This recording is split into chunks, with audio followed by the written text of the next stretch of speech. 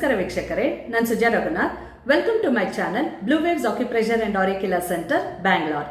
ಇವತ್ತಿನ topic brittle nails ಇಲ್ಲಾಂದ್ರೆ weak ಉಗುರು. ಬ್ರಿಟಲ್ ನೇಲ್ಸ್ ಆಗೋದನ್ನ ನಾವು ಎರಡು ಫ್ಯಾಕ್ಟರ್ಸ್ ಅಲ್ಲಿ ನೋಡ್ಬೋದು.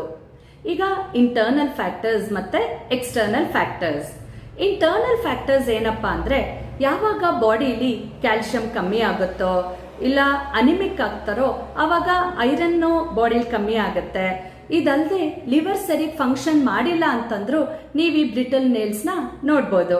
ಮತ್ತೆ ವೀಕ್ಷಕರೇ, ಇದಲ್ಲದೆ ಯಾರಿಗೆ ಈ ಸೊರಿಯಾಸಿಸ್, ಈ ಥೈರಾಯ್ಡ್ ಸರಿ ಫಂಕ್ಷನ್ ಮಾಡಿಲ್ಲ ಅಂದ್ರೆ ಹಾರ್ಟು ಲಂಗ್ಸು ಪ್ರಾಬ್ಲಮ್ಸ್ ಅಲ್ಲಿ ಇರೋರಲ್ಲಿ ಕೂಡ ನಾವು ಈ ಬ್ರಿಟಲ್ ನೇಲ್ಸ್ನ ನೋಡ್ಬೋದು.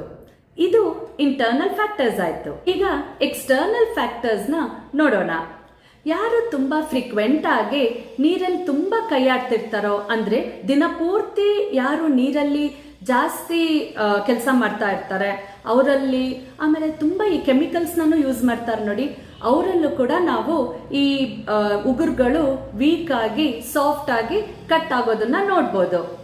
ಈಗ ಕೂಡ ನಾವು ಈ ನೇಲ್ಸ್ನ ಎರಡು ತರ ನೋಡ್ಬೋದು ವೀಕ್ಷಕರೇ, ಸಾಫ್ಟ್ ಅಂಡ್ ಬ್ರಿಟಲ್ ಮತ್ತೆ ಡ್ರೈ ಅಂಡ್ ಬ್ರಿಟಲ್. ಈಗ ನಾನು ಹೇಳಿದ್ದು ಸಾಫ್ಟ್ ಅಂಡ್ ಬ್ರಿಟಲ್ ಅಂದ್ರೆ ತುಂಬಾ ನಾವು ನೀರಲ್ಲೇ ಆಡಿ ಸಾಫ್ಟ್ ಆಗಿಬಿಡುತ್ತೆ ಉಗುರೆಲ್ಲ, ಅವಾಗ ಬೇಗ ಕಟ್ ಆಗೋ ಚಾನ್ಸಸ್ ಇದೆ. ಅದೇ ತರ ನೆಕ್ಸ್ಟ್ ಡ್ರೈ ಅಂಡ್ ಬ್ರಿಟಲ್ ಅಂದ್ರೆ ಯಾರಿಗೆ ತುಂಬಾ ಡಿಹೈಡ್ರೇಷನ್ ಆಗೋಗಿರುತ್ತೋ ಅವ್ರಿಗೆ ಉಗುರು ಕೂಡ ತುಂಬಾ ಡ್ರೈ ಆಗ್ಬಿಟ್ಟು ಎಲ್ಲಿ ಅಂದ್ರೆ ಅಲ್ಲಿ ಯಾವ ತರ ಅಂದ್ರೆ ಆ ತರ ಕಟ್ ಆಗ್ಬಿಡತ್ತೆ.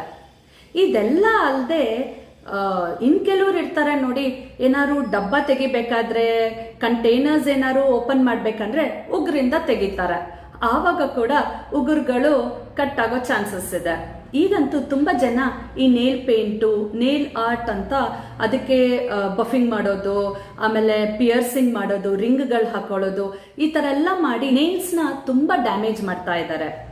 ಈಗ ವೀಕ್ಷಕರೇ, ಈ ತರ ಬ್ರಿಟಲ್ ನೇಲ್ ಆದಾಗ ನಾವು ಆಕ್ಯುಪ್ರೆಷರ್ ಅಲ್ಲಿ ಯಾವ ಪಾಯಿಂಟ್ಸ್ ಹಾಕೋಬೇಕು ಅಂತ ನೋಡೋಣ.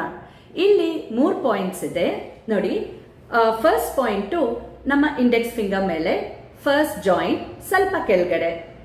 ಸೆಕೆಂಡ್ ಪಾಯಿಂಟು ನಮ್ಮ ಮಿಡಲ್ ಫಿಂಗರ್, ಫಸ್ಟ್ ಜಾಯಿಂಟ್ ಸ್ವಲ್ಪ ಕೆಳಗಡೆ. ಮತ್ತೆ 3ನೇ ಪಾಯಿಂಟು ಇದೇ ಮಿಡಲ್ ಫಿಂಗರ್, ಸೆಕೆಂಡ್ ಜಾಯಿಂಟ್, ಆ ಜಾಯಿಂಟ್ ಮೇಲ್ಗಡೆನೆ ಮಧ್ಯ ಈ ಪಾಯಿಂಟ್ ಇದೆ.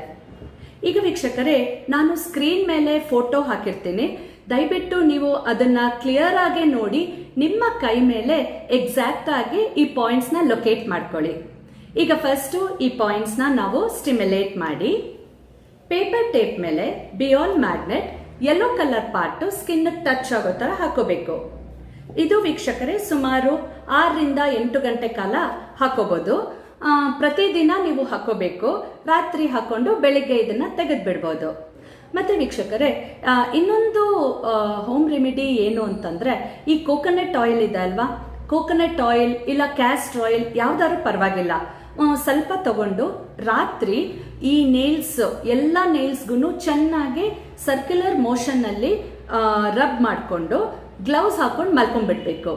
ಇದು ಸುಮಾರು 1 ವಾರ 10 ದಿವಸ ಮಾಡಿದ್ರೆ ನೇಲು ತುಂಬಾ ಶೈನ್ ಆಗೋ ಇರುತ್ತೆ, ಸ್ವಲ್ಪ ಸ್ಟ್ರಾಂಗ್ ಆಗೋ ಆಗತ್ತೆ. ಇದರ ಜೊತೆ ವೀಕ್ಷಕರೇ, ನೀವು ಕ್ಯಾರೆಟ್ಸು, ಸ್ವೀಟ್ ಪೊಟೆಟೊ, ಆಲ್ಮಂಡ್ಸ್ ಇವೆಲ್ಲ ನೀವು ನಿಮ್ಮ ಡಯಟ್ ಅಲ್ಲಿ ಜಾಸ್ತಿ ಇನ್ಕ್ಲೂಡ್ ಮಾಡಿದ್ರೆ ನಿಮ್ಮ ನೇಲ್ಸ್ಗೂ ಚೆನ್ನಾಗಿ ಗ್ರೋ ಆಗತ್ತೆ ಮತ್ತೆ ಸ್ಟ್ರಾಂಗ್ ಆಗೋ ಆಗತ್ತೆ. ಇವತ್ತಿನ ವಿಡಿಯೋಲಿಷ್ಟೇ ವೀಕ್ಷಕರೇ. Thank you.